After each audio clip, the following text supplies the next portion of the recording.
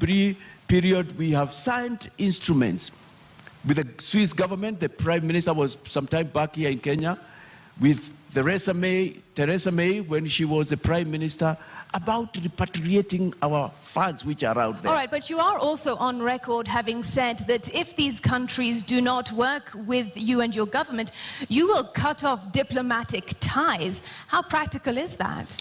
Wow, why isn't it? Why can't it be done? If a country is holding our money, it knows that it is supposed to be Eurobond money, or it is money from SGR, and it's aware. What else are we talking about? International cooperation, international friendship? How can you refer to a person, and here I mean a nation, as your friend? But what I know is that a lot of countries have been willing to send back our money. It's only that there have been no goodwill with the current leadership, the immediate past, and the leadership that wishes to be recycled. But if they do not, will you cut off diplomatic ties? Everything is on the table. Kenya needs to move forward. There has to be hard measures. But I can tell you, it won't need to get there. There's goodwill out there. There has been a cry.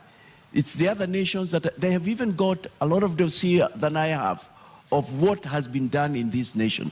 And this has nothing to do with somebody who has worked hard and earned. It's Kenyan money, some of it which has been given to us from out there, and yet we have not used it carefully. But you also referred me to, yes, is it about manufacturing regulations? We will get back to that, but this is important. Are you telling our traditional partners and allies that everything is on the table, including cutting ties? If Yes, that's what David Moro Wahiga is saying. Do you not think that would have a massive negative impact on our country, our economy, our development? Imagine you are a nation called Simiriti and you are holding 10 trillion that is supposed to be Kenyan money. You know it.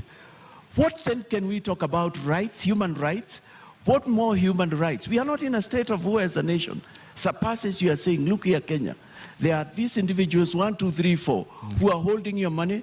We have traced it using the various instruments, using the various secret agents and other, and we know it is part of this. I mean, like for instance, and it must be common knowledge, there are nations right now that have come with laws. If you take money out there, and you are not able to tell who it is appropriated that nation, by that nation, and used for development. Kenyan wealth is being used to develop other nations. It is immoral. It is wrong. You are not a friend of Kenya if you are using Kenyan money to develop your nation. Kenyans are suffering now. They need their money back. Bring our money back is our campaign. Whichever country it is, including the US, the United Kingdom, you're telling them tonight, you'll go for them. Oh yes, yes, everybody. You are holding our money. The nations you have mentioned have brought democracy to us. They have done a lot of good things to us. But you know what? I am telling you, 99% of them have wanted to. What we have missed in this nation is a leadership, is goodwill. It's a leadership says, let's do it. This country will not be the same 5 years down the line. This nation will be a nation where you will want to invest in. This nation has that potential. It's our time. It's our season. That's what I'm saying. I am actually passing a message to them. Take us back to the economy now. Manufacturing, regulations, and trade. Take us back there. Yes. You asked me, could those also be problems? We have to change also in a number of things in the way we do business.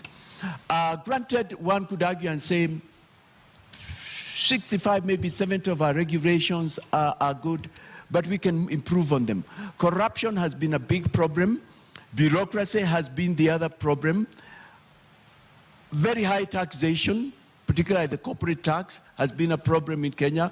We've got to think twice. Yes, of course, I mentioned the key one has been corruption. I was there and I was grown up. I was working in the year 2002 when we got in the Kibaki regime. And I am aware, and I got it from people who knew, how nations come to Kenya. Because within the first 4 months, there was such active effort to get corruption out of our streets. And and what we were doing. And they wanted to invest. I actually came to learn they were being told, no, we've had enough. We don't need you. We can't do that. But I've also heard of instances, and I'm speaking to somebody who is listening here in Kenya or out there.